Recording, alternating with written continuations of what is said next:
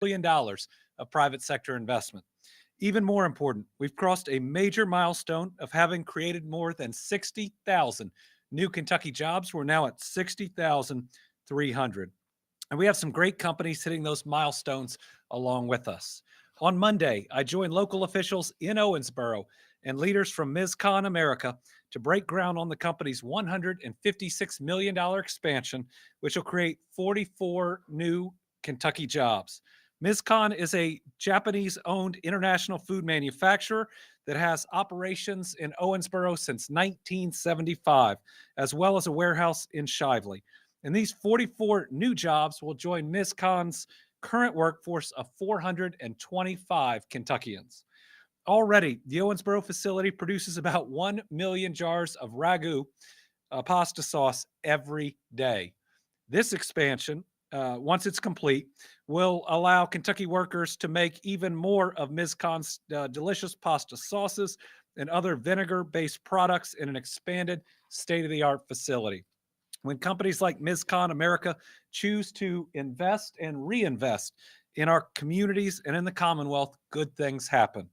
I was honored to be there to help celebrate this groundbreaking. Remember, the announcement's the hope, the groundbreaking's the progress. I really look forward to the ribbon cutting when we know there'll be 44 new Kentucky jobs, as well as a lot more sauce being produced in Owensboro. Next, we're announcing funding for 5 projects to improve communities across Kentucky. First up, we have an announcement for Wayne County. We're committing $750,000 from our Community Development Block Grant Program to renovate a senior center in Monticello. We have a video from Wayne County Judge Executive Scott Gehring. Judge Executive, just want to say thank you on behalf of myself, the citizens of Wayne County and the Wayne County Physical Court for this amazing grant. I want to thank Governor Beshear and his staff, Secretary Knoll and his staff, Lindsay, and the staff at the Lake Cumberland Area Development District for making this grant possible. This is much needed for Wayne County. Our Senior Citizen Center is used daily, and this is just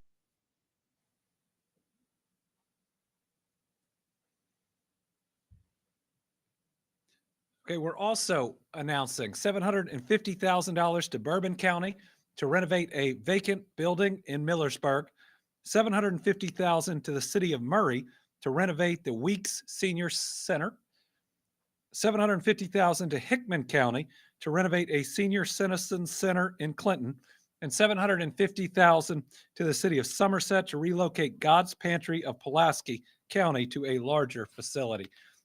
These are projects that lift our people up. Senior centers and food pantries are so important to the communities that they are in. All these projects will be listed in today's release, and all of them will move these individual communities forward in a positive way. I'm also excited to announce another round of Team Kentucky investments to strengthen our state's infrastructure and fuel economic growth. Nearly $1.5 million will support 6 Riverport projects across the Commonwealth, each one critical to our economy. Projects include new material handling equipment, conveyors, crane buckets, and more for Henderson County, Eddyville, Hickman, Fulton County, Owensboro, and Paducah, McCracken County Riverport authorities. By making these investments, we're not just improving service capabilities for existing industry, we're also creating opportunities to attract new business and new jobs. When companies see a state committed to strong infrastructure, they choose to invest here, bringing even more growth to our communities. I want to take a quick moment to acknowledge one of our grant recipients, Eddyville Riverport and Industrial Development Authority. Along with funding from the first round, they are receiving more than $515,000 that'll help with to increase their barge storage capacity from 12 to 18.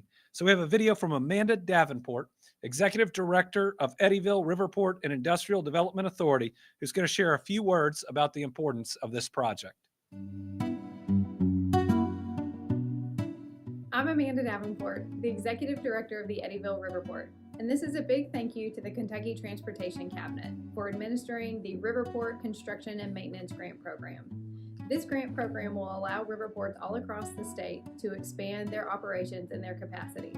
In Eddyville, we received $1.2 million to construct dolphins. Dolphins are essentially very large docks that barges can tie to.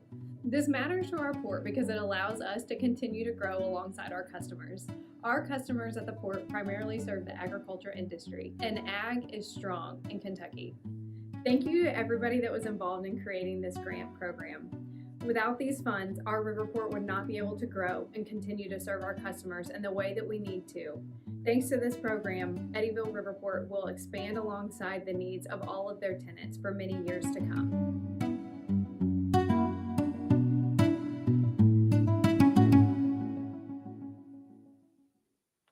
Well, thank you to Amanda and everyone working at those river ports. Congratulations on the new investments.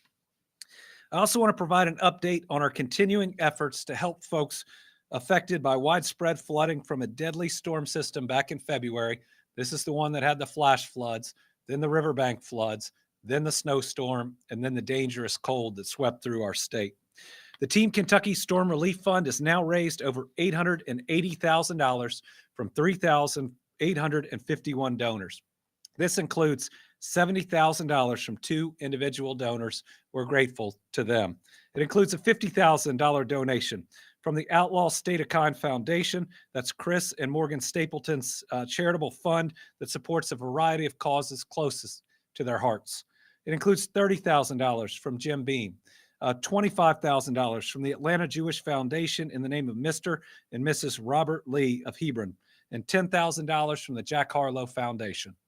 Thank you to everyone who's able to donate both small and large amounts. It all makes a difference. The money is currently assisting to pay for funerals for our families that lost a loved one. The first thing we always do is we grieve together. And I've heard firsthand having these funds available so that the family doesn't have to carry that burden and what it means in times of great difficulty. To donate, you can visit our neky.gov website and click on the banner at the top, or go to teamkystormrelieffund.ky.gov. FEMA report. As of March 17th, FEMA has approved more than $22 million in housing and other types of assistance to more than 3,800 Kentucky households. More applications are being processed daily, and it's going a lot smoother, the FEMA individual assistance, than it did in 2022. So grateful to them. Secretary Noem, President Trump, who authorized this individual assistance. Their FEMA workers are doing a great job in Kentucky. There are currently 13 disaster relief centers. We're going to put them up. Remember, these are places you can go to discuss your FEMA claim, to apply for a small business loan, or to meet your other needs. 16, now the largest number we've had.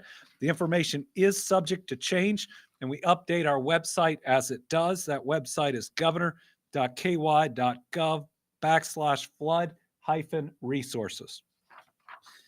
Disaster unemployment assistance. On Monday, we announced that disaster unemployment assistance is now available to 2 additional counties. Those are Leslie and Woodford counties. That's available to folks who are out of work due to the mid-February storms. Now we're up to 16 counties eligible for disaster unemployment assistance. These counties are on the screen. If you live in any of these 16 counties and believe you're eligible for disaster unemployment assistance, please visit the Kentucky Career Center website at kcc.ky.gov, or you can call 502-564-2900 to file your initial claim. Most important piece today is the deadline. The deadline to apply for disaster unemployment assistance is April 25th, 2025. If you need it, if you qualify for it, make sure you get it in before that date. The Small Business Administration announced today that additional counties have been approved for disaster assistance loans. Counties eligible for both physical damage and economic injury loans are on this screen. And then there are counties eligible for economic injury only, which have now been put up on the screen. So a number of different counties. It shows how widespread the damage was. Certainly some counties receiving more than others, but significant damage across the Commonwealth. I mean, if you look here, you can see not only counties in the east, but in southern Kentucky and central Kentucky. A lot of damage occurred out there, and we want to make sure as many people can get the help as needed. Applications for disaster loans may be submitted online using the My SBA loan portal at lending.sba.gov, or you can visit one of those disaster or business recovery centers. Filing deadline here is the same, April 25th, 2025. Except that is for the physical property damage. The deadline for economic injury is November 24th, 2025. Kentucky State Parks are currently sheltering 215 people at 5 state parks. So thank you to the staff at Buckhorn Lake Park, Cumberland Falls State Park, Jenny Wiley State Park, Natural Bridge, and Pine Mountain. Kentucky State Parks Campgrounds, our travel trailer program, is now up to 77 people being sheltered. That is 44 adults and 33 children. They are all at Jenny Wiley State Park. We're encouraging all flood survivors to go to housingcan'twait.org to create a needs assessment. If you go to that and fill it out, a representative from FAHI will call and will talk to you about whether you might qualify for any of the houses that we are building in our high ground sites across Eastern Kentucky. Next, we have an update on what Team Kentucky is doing to help protect Kentuckians from scams. This has been a long-term mission for me. When I was Attorney General, I made it a priority to ensure our most vulnerable, especially our seniors and veterans, were protected from scams. Through our work, we returned over $1 million to victims of scam or financial abuse.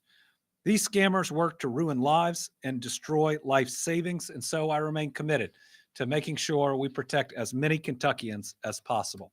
To help make sure everyone is up to date on how to avoid the latest scams, we invite Kentuckians to our Department of Financial Institutions and other local partners like AARP Kentucky to one of our upcoming scam jams.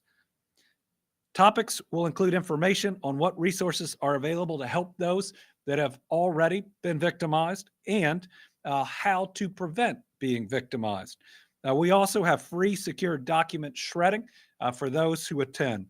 Last year, Team Kentucky educated over 500 Kentuckians about how not to fall for a scam. Remember, the best thing we can do is to prevent it from ever happening. It's really hard to get that money back once it's been paid. The times we've been able to do it, returning those dollars have been something pretty special. But we want to make sure that no one loses their life savings to one of these scams.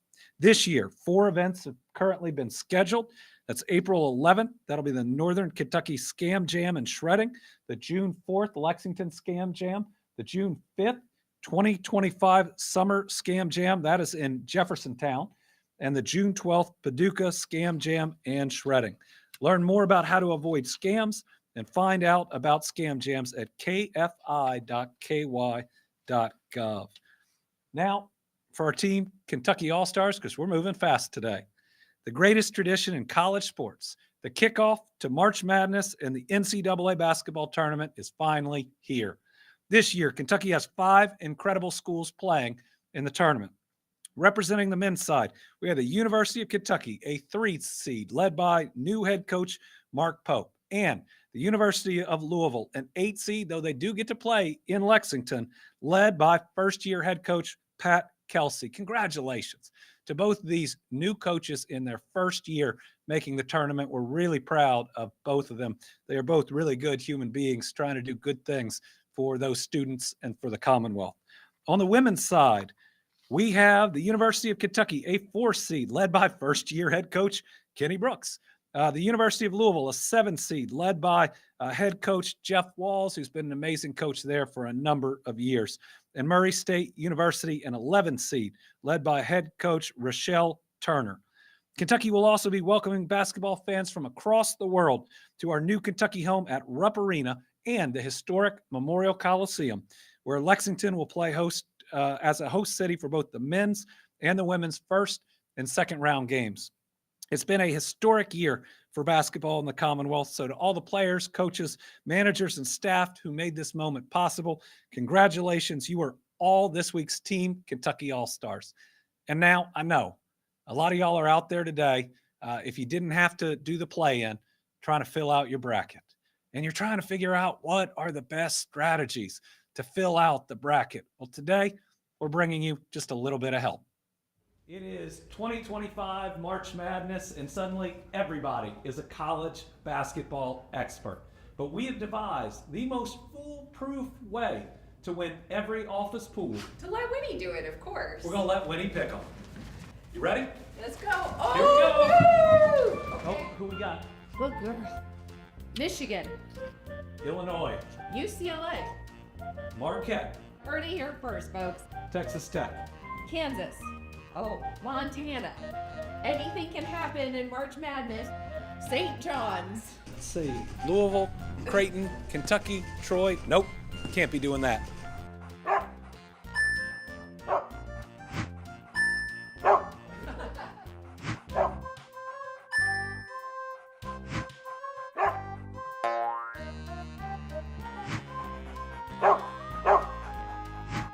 I guess this didn't work out how we thought, but I'm pretty positive that Winnie believes the winner of March Madness is Mama. Is that right? Your mama win March Madness. Or you can pay attention to Dad. Give me the mama the most.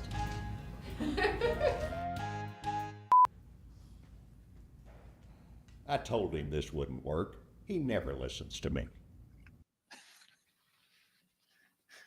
So a little humor as we move into March Madness. I'm sorry that Winnie could not give us actual tips, but I'm sure everybody out there will get their bracket filled out. All right, we have one journalist in studio and two on the line. So we are right now, I think, about to set a world record for the amount of time it's taken us to get through a Team Kentucky update.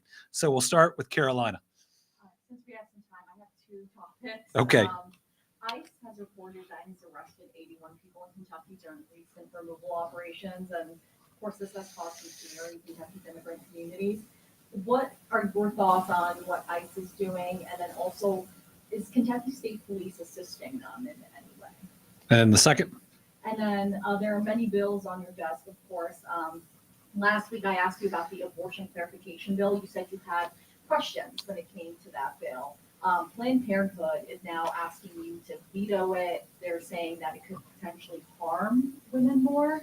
Have you gotten any clarification on that bill, and do you know how you're going to act when it comes to it? So on the first question, we have not been contacted in the governor's office, nor has the Kentucky State Police from ICE on any alleged raid. I hope that the people of Kentucky out there believe that the rule of law will and does apply to them, and that anybody who is in this country and in this state legally will not and should not be persecuted in any way. We will evaluate any requests that comes from ICE as it comes to us, but the scenarios can be so different depending on what people throw out there. On the other bill, we're still analyzing it. And in fact, I'm even looking back on testimony when the trigger law passed about claims that were made then about that law still protecting the life of the mother. And so the need for this clarification, I'm trying to figure out, because if the trigger law, when passed, protected the life of the mother, this bill could be read as being more restrictive than what is currently out there. Some concerns when you go in there that a doctor might have to wait until a woman goes into sepsis to act. And certainly you shouldn't require someone in the hospital to reach that point if their life is in danger. So still reviewing it, should have a decision likely early next week, but I have serious concerns that it not only lessens access, but it may make it more dangerous for an individual that whose life may be on the line.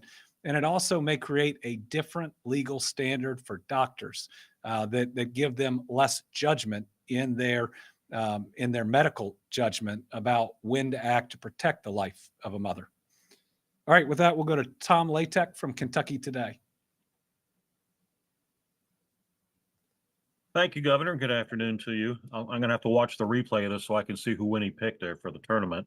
Are there any bills that you do plan on vetoing at this phase? I know you still have a few days left before you've got to take action one way or the other, but I just wondered if you had any that you were looking at that you were going to be planning on vetoing. Well, we'll have one veto that will come out today, and it's a bill that would allow employees of the Department of Agriculture to apply for and receive loans from the Department of Agriculture. And I don't think this was pushed by the commissioner in any way. We've got a good working relationship, but this has always been viewed as unethical and unlawful. The executive branch ethics code, which is in statute, says an executive branch employee cannot apply for a benefit or a loan or a grant from a department or an agency that they work in. And that applies to every executive branch agency. And now there's this bill that says, yes, but if you work in the Department of Agriculture, you can apply for a grant or a loan from the same Department of Agriculture, from the person who works down the hall from you. Or, because, Tom, it's not worded in a way that prevents it, the person down the hall who decides who gets the loans or the grants from the Department of Agriculture can apply for a loan or grant that would come across their desk. So this isn't, to me, about that department at all. It's about no one should be able to work in an agency and then apply directly to that agency for a loan or a grant from it. In the end, I believe it's unfair to farmers that don't work for the Department of Agriculture, that they are going to have to compete with someone else who's applied for the same loan and works next to the person who's going to determine it. So I just, the last piece of it that concerns me is this has been not only unethical under the statute, there are two opinions that have come out in the last several years, and it says you can't do this. Well, this bill tries to be retroactive and to say for the last 2 years, if you've done something that has been unethical and there have been opinions that are out there that says it's unethical, it's okay that you did it. I mean, I think right's right, wrong's wrong. The same rules should apply across the board. Again, I think that the Department of Agriculture is doing a good job. I think the commissioner's doing a good job. We all work well together. This bill for me is just about not chipping away at a basic ethics rule that applies to all parts and all agencies and all departments. And I say all that, admitting that I think the votes were Democrats and Republicans voting for it, but I don't think they ever got into why it was being offered.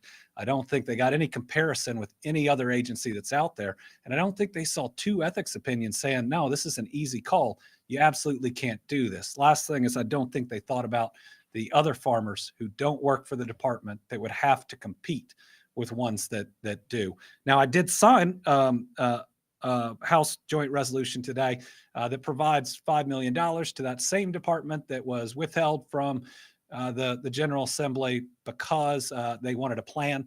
So again, not about the individuals at all, just based on, I think, ethics in our government's important and the same rules need to apply. Liam Niemeyer from the Kentucky Lantern. Hi, Governor. I wanted to ask just about lease terminations with the Department of Government Efficiency at the federal level, specifically with MSHA, the Mine Safety and Health Administration. Some advocates have raised concerns that lease terminations for MSHA offices in Kentucky, could potentially lead to less mine safety inspections, worried about the capacity of MSHA. I was wondering if you or anyone else in state government has heard about what the capacity is at MSHA regarding Doge, and just your thoughts on lease termination specifically within MSHA in Kentucky. So to my knowledge, we haven't had any federal agency reach out to confirm that those offices are closing. But let me say, I have concerns about the capacity of any agency from our federal government based on what Elon Musk is doing right now. He's firing tens of thousands of hardworking federal employees, and they're getting a letter saying it's because of their poor performance. That's a lie. It's wrong, and it disrespects some people that chose civil service for their life, many of them veterans trying to continue that service. And what it could mean for MSHA is put aside whether or not you need an office in a different location. Are there enough people there to carry out the duties of that office? And then you've got somebody in DC who's never been to Kentucky. He's never been to Appalachia. He doesn't know how long it takes to get from one part to another. It reminds me when Matt Bevin just looked at a map and started closing different unemployment offices. and had no idea how long it would take for somebody from one community to drive to another and how that impacted us during the pandemic. Think about this. If Social Security offices are closing, which those are on the list, some in Appalachia and some elsewhere, and then that rumored memo that's supposedly out there that says they want to cut the call-in center for questions on Social Security, then some of our oldest Kentuckians, who are living on a fixed income, who don't have the resources to travel, have to travel hours to get basic questions answered. Why? Because they don't want them to do it and they want to be able to kick them off. It's not right. These are people who qualify, and the federal government has an obligation to have enough offices, call in, or other resources to ultimately process the applications that are out there and answer the questions that people have. My concern is that what Elon Musk is trying to do is break government, not fix it. Listen, I think we can admit that people all across the political spectrum have some issues with our federal government. But the answer to that isn't breaking it, isn't destroying it. It's actually fixing it.